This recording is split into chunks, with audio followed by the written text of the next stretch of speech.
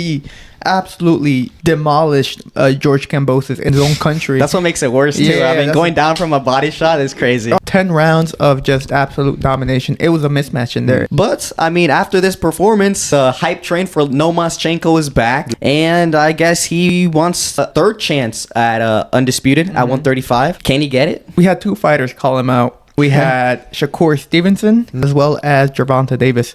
Tyson Fury did not train nearly as hard against Francis Ngannou. If you look at their bodies for both fights, night and day difference. The stakes are so high because they're both undefeated. They're both champions. They've been champions for a very long time. Do you guys want to do predictions? Hell yeah. My predictions. I think the most important thing is get the win, get some confidence.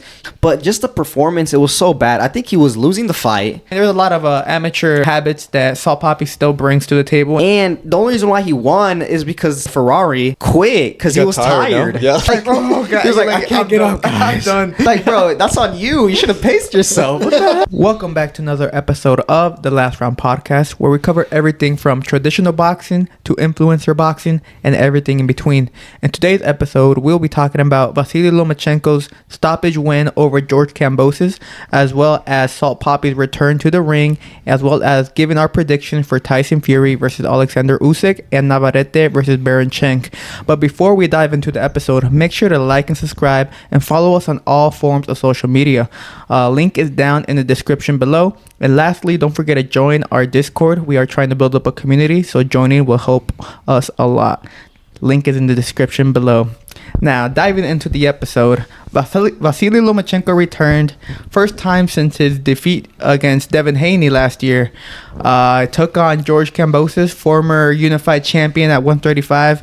And for the vacant IBF world champion, since Devin Haney went up to 140, he vacated all his belts at 135. And everyone, every single belt is up for grabs. And Lomachenko and Kambosos fought for the IBF vacant over in Australia. And let's just say Vasyl Lomachenko showed that age is just a number. 36 years old, but he's still moving like if he's like 25, man. That man put on a show. Yeah, hell of a performance. He impressed a lot of people in this fight. I think a lot of people writing him off. I mean, he's coming off of a loss, but I think this was a fantastic showing. He looked amazing in there. He looked like his best. I wouldn't say his best ever, but he looked like his old self. He looked quick in there. His head movement, his footwork, everything was on point. Yeah. It looked like he turned back the clock. He was beating George to the punch. He was being faster than him. He was actually pressing the action, dictating the pace, which I felt like he was going to dominate, but not to that fashion, to that extreme. Like, he made it seem as though, George was a C-level type fighter. It was like a shutout. Yeah. 10-0. And on top of that, I mean, Lomachenko isn't known for a big punch at 135, but he got the stoppage win. I would call that the icing on the cake. Yeah. Yeah, right. He absolutely demolished George Kambosos in his own hometown too, and in his own country. That's what makes it worse too. Yeah, I mean, going down from a body shot is crazy. In front of your people. Yeah. But, hey, you can't lie. That was 10 rounds of just absolute domination. It was a mismatch in there. It seemed as if George Kambosos, I guess he is a world level fighter. I mean, his biggest was the biggest upset against Teofimo Lopez like 2 years ago, or 2021. Yeah, I'd say like on paper he is like a world level fighter. Yeah, so but like ever since that Teofimo Lopez fight, I mean, he went and fought Devin Haney 2 times. Probably won like 1 or 2 rounds in those 2 fights that he had. He then fought against Maxi Huge, and he was very controversially won that fight. And now he's back fighting Lomachenko, and man, he didn't win any round in that fight. He got obliterated. It was I don't know. I'm looking at the stats right here. Tell me how Lomachenko was able to land 175 to 40 to Kambosos. That's absolutely insane. That is ridiculous. You should not see that in a high world class level, level. Like he only landed 4 jabs in the whole fight out of 182 that he threw. Yeah, this is a whooping. I think 2%. This might be like one of the worst beatings in world championship fights. Yeah. Like another one that I can remember off the top of my head is Haney versus Prograis. I remember that was getting a lot of notoriety because of how dominant it was. But this one might be up there as well. Yeah. I don't know about you, but I didn't really give any rounds to George. No, he lost. He didn't win any. No, he didn't. Yeah. Yeah, shut out. Is that what the official judges stated? I'm not sure. I don't think they've released the scorecards. They did release Oh, it. did they? I don't remember what they had. Yeah, But I okay. think one or two did give like a round Really? or so to Kambosos. That's that hometown advantage. Maybe, yeah. In my opinion, I didn't think Kambosos won any single round. Lomachenko in there, he showed that, because as you get older, one of the first things a fighter notices or loses is his feet. His ability to use his feet. And become more stationary, but Lomachenko showed that he still got that footwork, man. He has easily one of the best footwork I've ever seen live in the fighter. The way he's able to change angles, the way he's able to use his feet to create openings, cause a lot of disruption or a lot of hesitance from his opponent, because that's what he kept on doing. He up and back, up and that, side side, and Kambosos didn't know what to do, man. Yeah. He was essentially just fighting shadows. Yeah, he was biting on all of Loma's feints, and that's what gasses you out the most. I mean, once you're tense, when you don't want to be tense in a fight, you're just gonna be exponentially tired as the rounds go on. And I think that's what kept on happening. Lomachenko just kept on applying superb pressure and making him tense all 3 minutes of every round. And then he dropped him with the body shot, like great shots to the body. I think he looped around Kambosos' elbow to land like a beautiful liver shot. And I mean, that's all she wrote. To me, that surprised me, because I was expecting Loma to get the UD win, and he got the stoppage. So for me, now he becomes a world champion. So for me now, I'm kind of interested to see, what his next opponent is. Yeah, because I mean, he has still like such a big fan base. He's a well-liked fighter, especially there's been a lot of controversies in his career. Obviously, the most notable one being his loss against Devin Haney. But I mean, after this performance, the hype train for Lomachenko is back. Yeah. Now he has one of the 4 belts at 135, the IBF championship, and I guess he wants a third chance at undisputed at 135. Can he get it? Well, I mean, we had 2 fighters call him out. We had Shakur Stevenson call him out, and as well as Gervonta Davis. And those 2 are some of the big fights that, I mean, I think everyone would rather see a Gervonta Davis rather than a Shakur, mainly because Shakur has a bad rep at the moment, and he's really just gotta, prove to everyone that he's not a boring fighter. He's someone who's actually gonna go in there and actually try and throw hands. I'm gonna be honest, he's never beating those allegations. A boring fighter, those are crazy. So I mean, he has a fight coming up, so let's see how Shakur does in that fight. I'm sure we're gonna see a different dog in Shakur, but yeah, with everyone wants to see Gervonta Davis take on Lomachenko, and that's been a fight that's been brewing for years. Since early in Tank's career. There's always been that whole Gervonta Davis, and when he was with Floyd, they're ducking Lomachenko. There's been many times where Floyd said, we're not in a rush. Yeah, we're no rush. This is no that. rush. Tank is still young. Yeah, exactly. So I mean, now we're at a point where Lomachenko is at the older side, 36, but he's still pulling off performances like these, which tells you that he's still at the very top level in boxing. And I mean, a fight against now Gervonta Davis, who seems to be trying to get big fights now, it doesn't seem too far-fetched. Yeah, I think it's just like timing at the end of the day. A lot of these fighters wait for the perfect opportunity to fight certain types of fighters in their career. I think for Tank, I mean, obviously we saw a fantastic performance by Lomachenko, but maybe Tank believes that age is still on his side. Maybe he believes that Loma is not at the level that he was a couple years back, and he's pushing for this fight a lot more, because he could have taken this fight so much. He had so much opportunities to take this fight in the past 5 years, but like now, out of nowhere, now he wants to take the fight. Now he's calling for it. Now he's going on Twitter, putting on tweeting out saying he wants this fight. So yeah, and plus, this fight could have easily this fight could have been made a long time ago. Like, they used to fight around in the similar weight class back in the day, 2017, 2018. So, but just like I guess that was a strategy. Just wait for Loma to get a little bit older, and then maybe try to see it if they can get a fight later on in the future. And I think now's the time.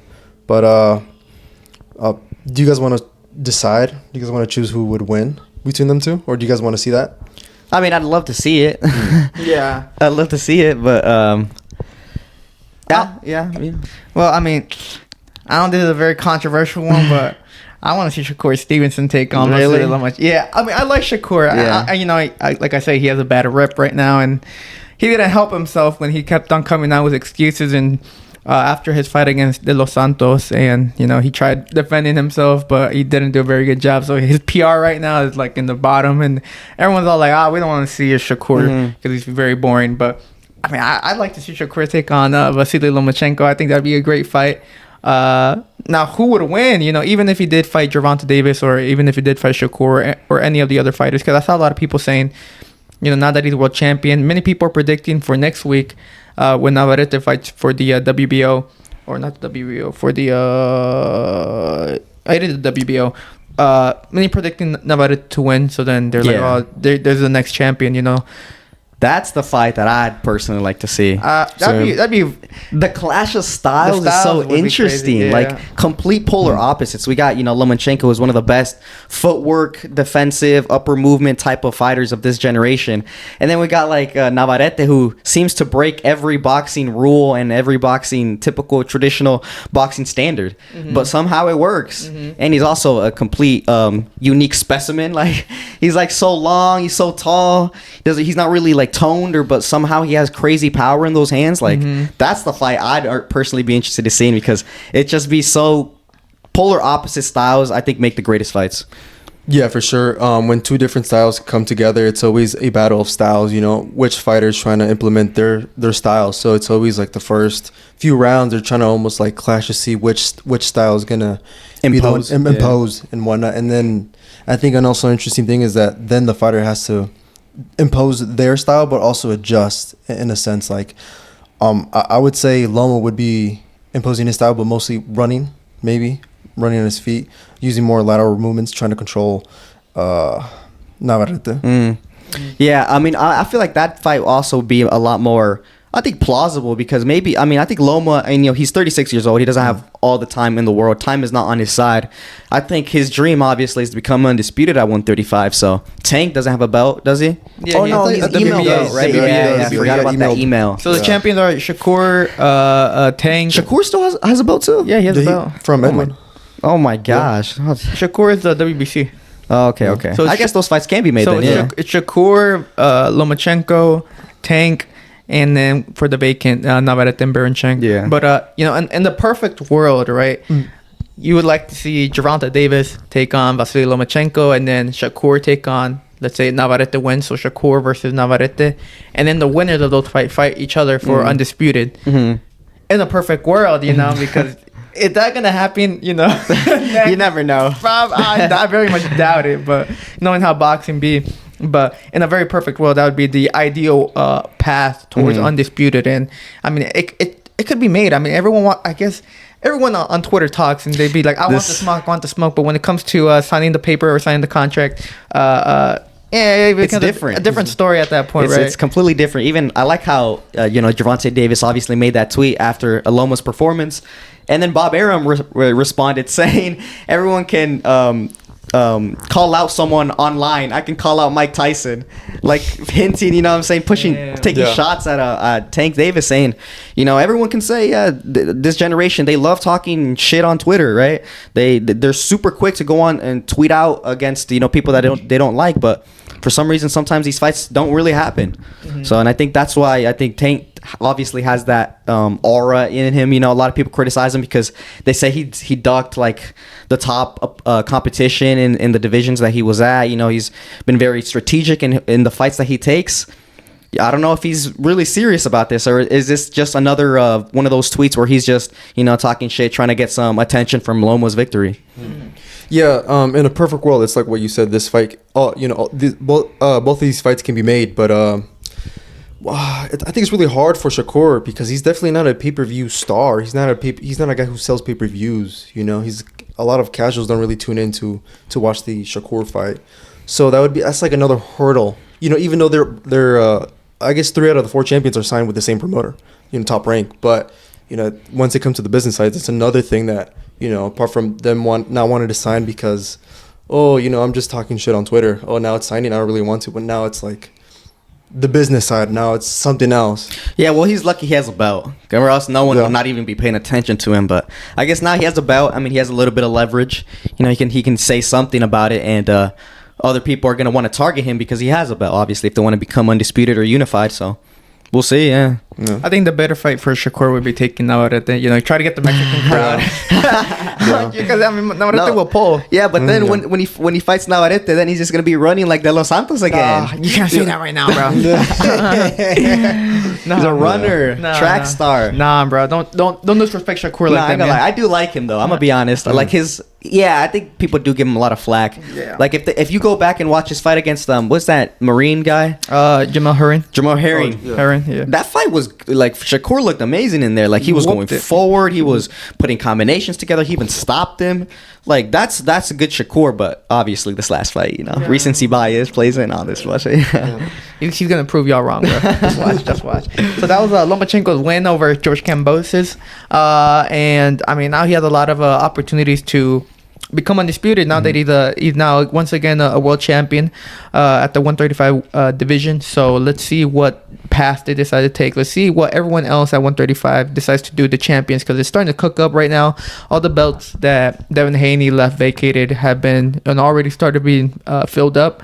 And lastly, we have Navarrete as he takes on Berinchuk for the vacant WBO. For that fight, I'm expecting Navarrete to take the victory. I mean, I don't really know too much about Berinchuk either, so maybe I am being a little bit biased at this point, mostly because I see Navarrete fight a lot. But I mean, Navarrete is going up to now his a force. Yeah. Number 4 weight division number 4, and he's looking to become a 4 division world champion. And he has a big chance, mainly because of his unorthodox style and his power. But let's see if his power translates over to 135.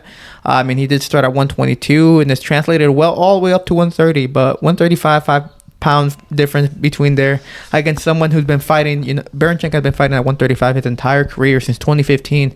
So, I mean, let's see if he's able to bring up that power, which, in my opinion, saved him in his last fight against Robert Conceição. Yeah, because he was losing that fight if it wasn't for the knockdowns. Yeah, that if I remember correctly, that was a draw. Yeah, because of those knockdowns. I think it does translate. I think Navarrete's power does translate. He's one of those unique fighters that kind of has just like a natural power in his hands. Like his technique really isn't the best, but somehow he kind of throws the shot and it just works. So hats off to him. But I'm also expecting a very impressive performance by him.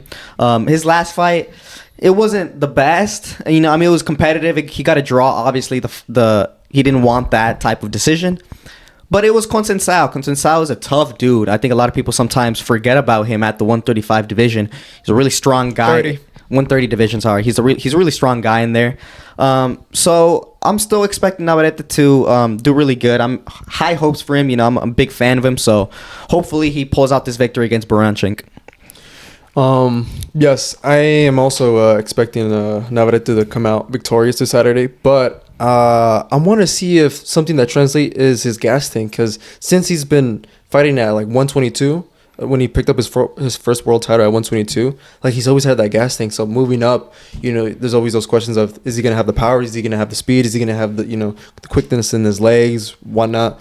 I think that's one of the things that I'm also curious to see, because he doesn't have the best nutrition plan throughout training camp. Yeah, I mean, if you take one look at him, you'll think, this guy's not a boxer. Yeah. Like flat stomach, no real muscle in his biceps, yeah. I feel like that eventually has to catch up in one way or another. So I'm actually curious to see how that holds up at this new weight class. Well, I'm expecting. I don't think I've seen any indications. I think one fight, the Wilson fight, it looked like he didn't train that well, because Wilson was actually catching him a lot of times where he shouldn't have been caught. But after that, I mean, against Valdez, he looked sharp in there. Conceição, I'll give him some slack, because that's just a tough opponent, and he's sometimes just not going to look your best against a super durable opponent like that. So yeah, we'll see. Yeah.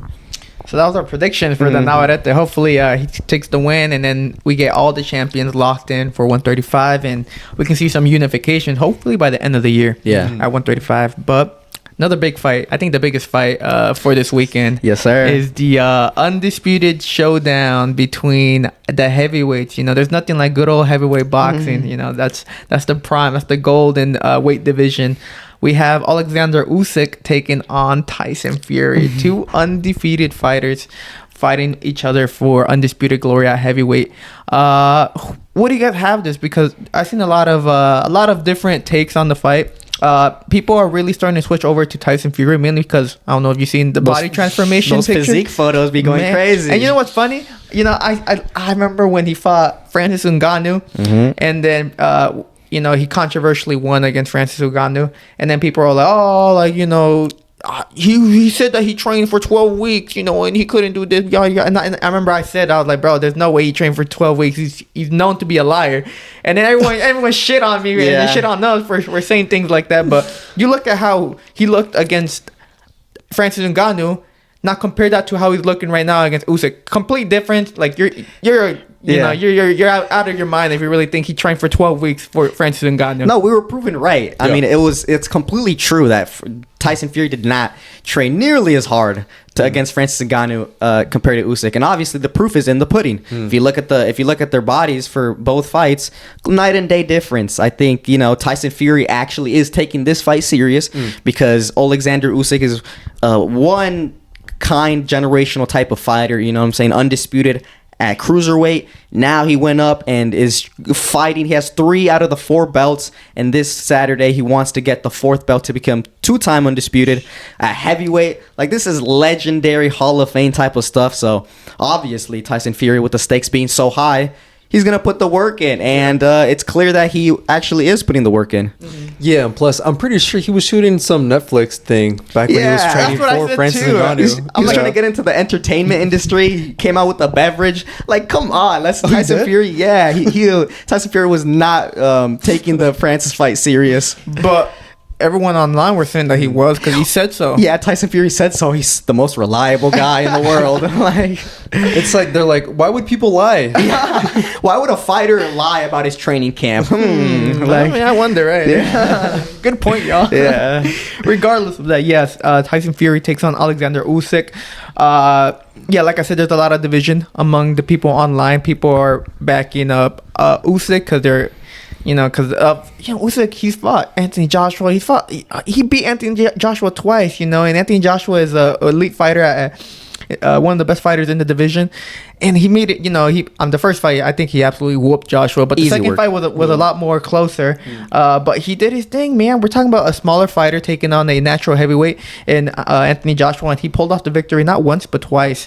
And now he's taking on the who people consider the number 1 fighter at the heavyweight division, Tyson Fury, who, in my opinion, will try to bully Usyk. You know, he's always made fun of him, saying, "Oh, he's like a blown up middleweight or something like that," calling him all these names. You know, and I'm pretty sure everyone knows what Fury's gonna go in to do, just to bully him, use his physique, use his size to make it. You know, that's gonna be the biggest advantage he's gonna bring, because both fighters, technically speaking, are well. You know, they have good fundamentals. Of course, the footwork for you would have to favor for Usyk, but yeah. Tyson Fury brings in his own style. He's a very, very highly IQ fighter, so it should be a great fight. Yeah, absolutely. I mean, I think you kind of nailed it. Yeah, Usyk obviously has the better skills. I mean, Olympic pedigree, you know, cruiserweight. He has that Ukrainian, Eastern European type of style that's just amazing to look at. He is the more skilled fighter. But Tyson Fury, I mean, he's a 6'9" guy, 270 pounds, and he knows how to make the fights rough and tough. He knows not only how to box you, but he knows how to, you know, fight you, like make it dirty, make it a little dirty, you know, use his size on his opponents. And we've never really seen that with Usyk, man. We've never seen a big guy kind of try to bully him around. Joshua did second fight. Joshua, I don't know about bully. He tried. Yeah. But I feel like he was still boxing a little too much. Like, Fury's gonna make it like dirt. He knows how to fight on the inside. He knows how to use, you know, clinching correctly. He knows how to do these things, and just like the dark arts of boxing, right? Like, not necessarily legal, but you can get away with that at sometimes. So we've never seen that Usyk go up against someone like that, and also obviously the size of someone like that. So that's why this fight is so entertaining, man. It's so interesting to predict, because it's like, we don't know who's gonna come out on top. I mean, they both can have the skills to come out on top, but we just have to wait and see how the fight plays out. Yeah, I think the stakes are so high because they're both undefeated, bro. They're both undefeated. They're both champions. They've been champions for a very long time. So, yeah. Do you guys want to do predictions? Hell yeah. My predictions, I'm predicting Alexander Usyk to become undisputed this weekend. Oh, he's gonna make history and be the first undisputed in the belt era. Yes, sir. Since Lennox Lewis. Yes, sir. So I think he has enough in his skills, in his, like you said, like I mentioned, he's the more skillful fighter, and I think his footwork is gonna play a big factor into this fight. How agile he is, because Tyson Fury is also a very agile fighter compared to the size that he is. But Alexander Usyk, that's what helped him a lot against Anthony Joshua. The fact that he was able to change angles on him, use his feet, keep him thinking, keep him guessing. And I think he's gonna be able to utilize that, and I think he's gonna be more refined in the fight than he did against Joshua. Or the way he's gonna look more refined, more polished in his style, and more settled than as a heavyweight, because he's been fighting heavyweight for a couple years now. Yeah. So I think he's more completely settled into more natural type of heavyweight. Yeah, more settled into the division, into the weight. So I think now we're going to see the absolute best Alexander Usyk in the heavyweight division, and I think he's going to come out on top. Even though I love Tyson Fury too. Don't get me wrong, I love Tyson Fury, and regardless of who wins, I'll be happy because I like both fighters. Yeah, I think it's a good point. I think Usyk now finally, I think, is more comfortable at heavyweight. It takes some time to get used to a new division, especially such a big division like the heavyweights. Where weights can vary so much. But I still think I'm going with Tyson Fury. I think Tyson Fury will win. I just think he's mastered how to make fights dirty, make a dirty fight. Put his size on a smaller opponent. And I think Usyk has never dealt with something like that, and he's never dealt with someone that size, because you're not going to get sparring partners that are 6'9", 270. Let's be honest here.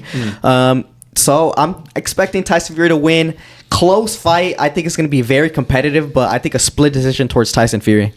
Yeah, I'm gonna go with Tyson Fury. I think what he's gonna do is maybe just try to keep Usyk far away from him. I think he's gonna use that reach, that jab. I think because he is quite a bit skinny. I think maybe he's gonna try to use his legs a little bit more, try to incorporate that.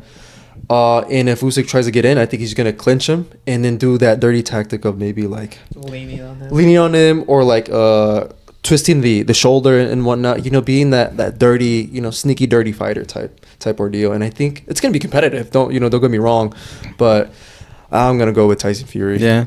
Decision. Yeah. 2-1 right here. Hey, it's such a close as it gets. It's a close fight, man. Regardless, I think we'd all be happy with whoever wins. You know? Honestly. Yeah, we're both big fans of both fighters. So, hey, man, I'm excited. This fight should have happened like 2 months ago, but Fury got injured and now it got postponed until now. So hopefully, please, don't imagine it gets canceled the week. No, dude, I'm gonna be sad. Regardless, I hope everything goes well, and I hope we get to see this fight this weekend. So big, huge heavyweight fight, biggest heavyweight showdown of the year so far, and it's for undisputed glory. And this is also because we did our May predictions. Yes. If you want to see our predictions for the month of May, go on our Instagram. They're posted right there. Because there's so much good fights on May. Isn't it every week? Every week. Yeah, we're getting good fights. So, we've had our predictions correct. All of us, we had Canelo winning. We had Inoue winning. We had Lomachenko winning. But now this is a one that, it's going to differentiate us because both of y'all have Fury winning and I have Usyk winning. So, hey, man, someone's undefeated streak might go.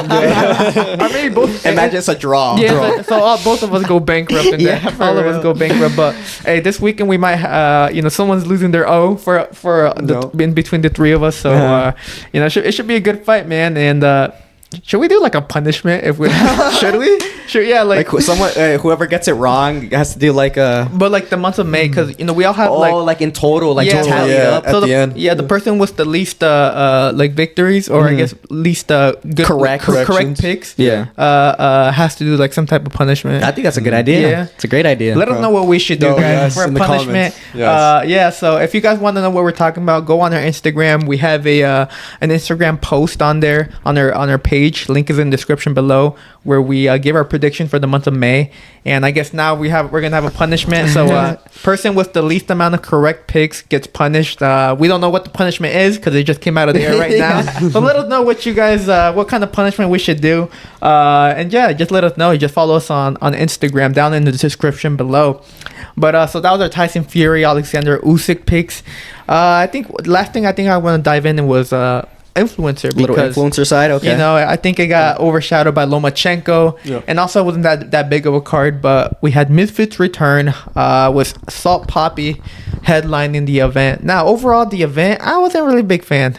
I thought it wasn't. Yeah, it wasn't my favorite Misfits event at all.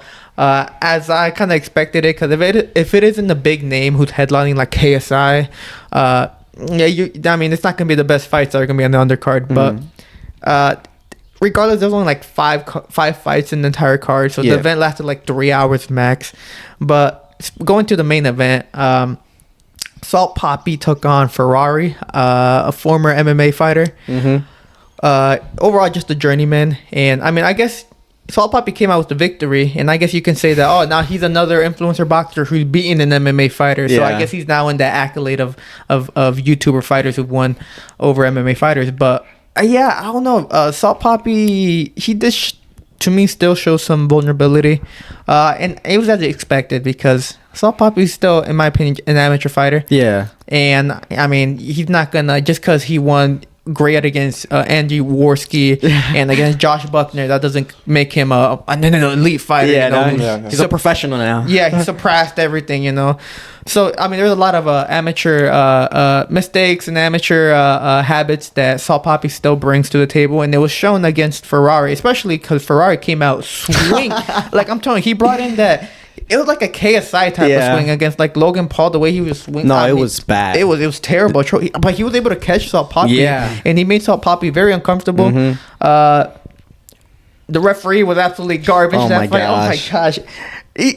He counted it a knockdown in the first round. It was like the most clearest flip of all time, and he still counted it a knockdown. You already know they wanted Salt Papis to win, man. It's a Misfits fighter, like exactly. So and it's always the same refs, right?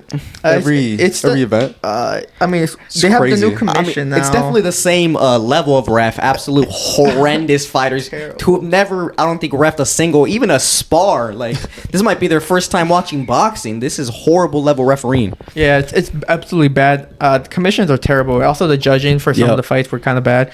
But for that main event, Salt Papis, Ferrari, I mean, he didn't bring anything to the table. All he wanted to do was knock out Salt Papis. And he was gonna do it, you know, as long as he was able to last, because he ended up quitting in his stool. Yes, he absolutely quit. So yeah, I mean, he did land a couple good shots on Salt Papis, but Salt Papis showed that he still does have a chin, you know. He got clipped a lot of. Ferrari landed flush at points. Yeah, and this is the thing. I mean, I said last episode, I was like, you know, I just want Salt Papis to get the win. You know, I think the most important thing is get the win, get some confidence. He definitely looked very happy, very confident after the win, so that's good. He got that boost. But just the performance, it was so bad. I think he was losing the fight, and the only reason why he won is because this MMA guy, Ferrari, quit because he was tired. Like imagine, like, come on, man, like you quit because you're tired. Like like come on, like that's the thing that makes you quit tired. So that was. Oh my god! He was like, oh god, he was like, I can't get up, guys. I'm done. Like, bro, that's on you. You should have paced yourself. What the hell? Like, he came out swinging. He went right, dude. He like he only had one round to fight, bro. Zero technique. You know what I'm saying? He was throwing punches from his hip to get like maximum power, but obviously, I mean, he's telegraphing it like a motherfucker, and Salt Papis couldn't get rid of those just because of Ferrari's balls. He was there to fight at least for a round or two. But yeah, it was just it was kind of disappointing to see Salt Papis. I mean, even his offense looked very bad. Like his defense, obviously, didn't look the best. His offense as well didn't look the best. He wasn't really landing anything flush on Ferrari. So he got the win, which is good, but he didn't really show anything. And I mean, he's lucky that his opponent quit just because he was a little bit tired. I mean, I kind of expected it. I mean, if Ferrari wasn't going to be able to get him out in the early rounds, Salt Papis should have, I thought he was going to do very well in the later rounds. I mean, it could show because after because he ended up quitting the fourth, right? I don't remember. Oh, really? I think he quit in the fourth, but the round prior before he quit, he was absolutely gassed. Like, he was like, trying hunched to, like, over. Hunched over and everything, trying to catch a breather.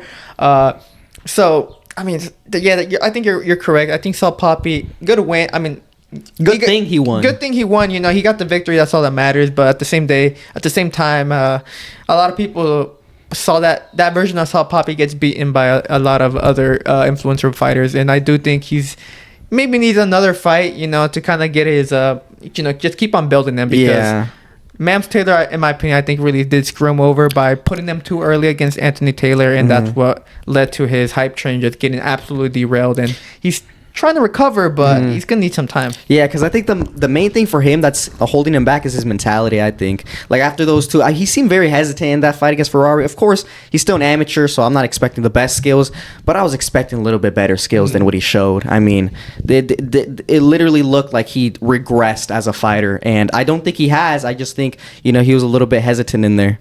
Yeah, I would say he kind of looked like he was the same level as his opposition, I mean, we were just shitting on his opposition, Ferrari, but like that's how Salt Papis looked. I think it's correct what you said. I think he needs like more like another fight, maybe possibly two more fights to kind of get that what you said last podcast, that aura of Salt Papis, because I still feel like he returned, but he didn't. The Salt Papis didn't return. That aura didn't return. I didn't feel it. Well, I mean, at least he showed he does have some dog in him because at least he took a punch. He took the punch, and he also kept on going even after he got cut. Also, from a headbutt.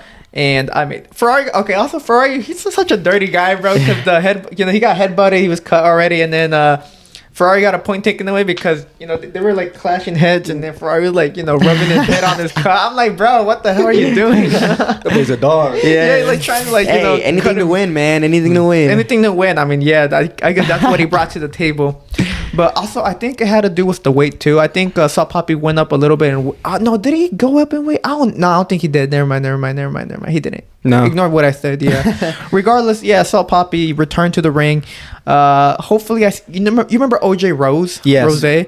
He tweeted out saying, "I would beat that version of Salt Papis." So OJ Rose called him out, saying, "Hey, that version of Salt Papis is beatable, and I think I would beat him." Personally, I think no. I personally do not think so either. OJ Rose, I don't think he's at that level yet. But Salt Papis returned. People were just happy to see him win, and then, show that he does have balls, and the aspect that even though he was cut, even though there was moments of adversity for him, he still showed that he still wants to fight and get the win. So respect to him on that. Hopefully we get to see something soon from him again. Hopefully not too long in the future, or not too long in the future, but sometime this year he returns again and gives us a very good performance. Yeah. But I think that was you want to talk about the co-main event or no? Oh, Poca and Barbie. Bruh, yeah, dude, everyone's always like on Barbie, bro. She's like 6'1", an absolute giant. Dude, there's no way they were the same weight. Like, it can't be. On the weight, they weigh like the same. No, there's no way. Like, if you look at them, like, it's okay. So let's say, sometimes obviously some big fighters fight smaller fighters. It's not just because of the height. It's also the fact that, Barbie looked a lot thicker than her. Her arms were, I felt her arms were bigger. Her legs were bigger. She looked a lot bigger, like, as a whole than Barbie. Or than Poca. Yeah. Were you able to catch that fight? Yeah. What'd you think? I thought it was close. It was competitive. Yeah. I think Barbie. I was kind of surprised. I think it's because Barbie. Her aggression. She just relies on her aggression. No real technique. No real. Fundamentals. Fundamentals. You know what I'm saying? But she's just so big and so physical. Such a physical, imposing fighter. Yeah. That it kind of scares her opponents, and Julie Poca was struggling a lot to find her distance, especially in the first couple of rounds. She was just using her jab, and then she'd throw her backhand, but it'd come short because she didn't really have the range, because Barbie obviously is a lot bigger. And that's the difficult thing about fighting big fighters, is the fact that they have just so much range on you. So it was a very competitive fight. I think Julie Poca won. I think the last round definitely cemented it, that she pulled out the victory. But very competitive fight. I was really surprised about the judges because they gave it like 5-0, didn't they? A lot of people online had it, and like, people online Yeah. 5-0. I think it's mainly because of those commentators, honestly. yeah, Very low level commentary as well on the Misfits sometimes. Yeah, sometimes, yeah, and because I saw I agree. Julie Poca won the fight, but especially the first 2 rounds, man. I was like, these 2 rounds are pretty competitive because Julie Poca wasn't able to do what she normally does, which is just absolutely just whoop your ass essentially. Yeah, Even she's early a- on in the yeah. fight, she's a dog, She's a good fighter. But I mean, she couldn't get the range yet on Barbie just because of the height disparity. And I mean, the first 2 rounds were very close. I mean, I edged it more towards Barbie. Maybe just the first round. Second round, especially the first. First round, especially was the better round for her. But second round was still close. Even the third round. But yeah, I'm just saying those early rounds were just competitive. And Julie Poca wasn't able to find her range. You know, she would land the hook sometimes, but Barbie was, in her face, being the aggressor. Holding ring generalship. And overall looked like she was, I would rather be Barbie or in the early rounds, during that fight when I was watching it. But I was very surprised when people were saying it was shut out 5-0. Even the judges had it that way. I was a bit like, what the heck? Yeah, I think a lot of people that were tuning in, probably casuals and whatever the commentary say, they're probably like, oh yeah, that's true. Sometimes, actually, a big part of the time in boxing, the commentary is very questionable, and they always got biases in there. So I think this is one of those instances where they had a bias towards Julie Poca. Yeah. Well, I guess that was a little bit about the Misfits event that happened this past weekend. The return of Salt Papis, as we saw him take on former MMA fighter Amadeus Ferrari. In a very, very weird match. Right? It had everything, man. Dirtiness, people falling, bad refereeing, quitting. Yeah, there was 2 points taken away, wasn't there?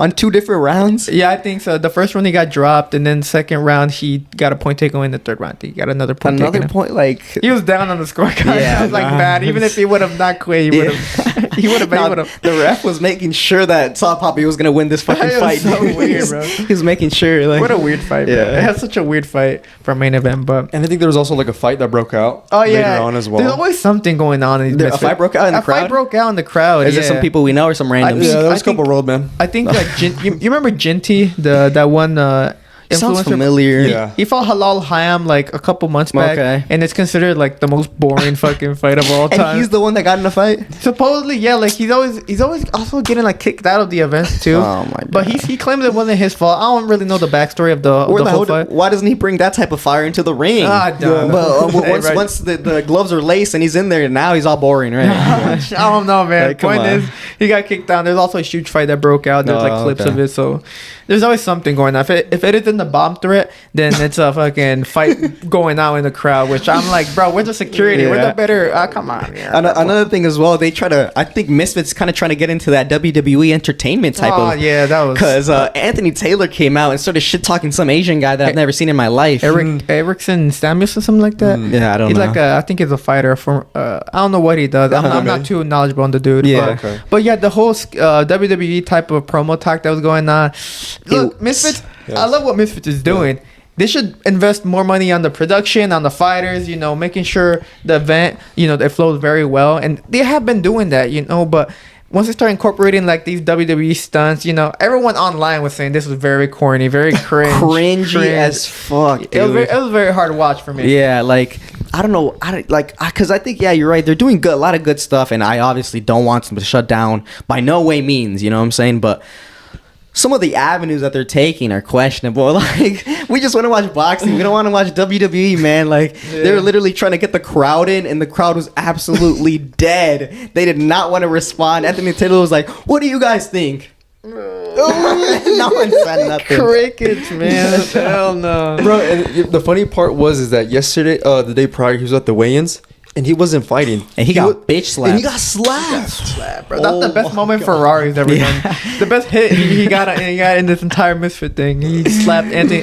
The thing Anthony Taylor was embarrassed, bro. Oh, yeah. my. He's And his face was stinging and everything, like, bro. you can't fuck with me. after he got slapped, I was like, bro, he literally just did. Man. Yeah. Oh, my God. Caught him clean. Anyways, yeah. So Misfits, keep doing what you're doing, but maybe don't add stuff like that.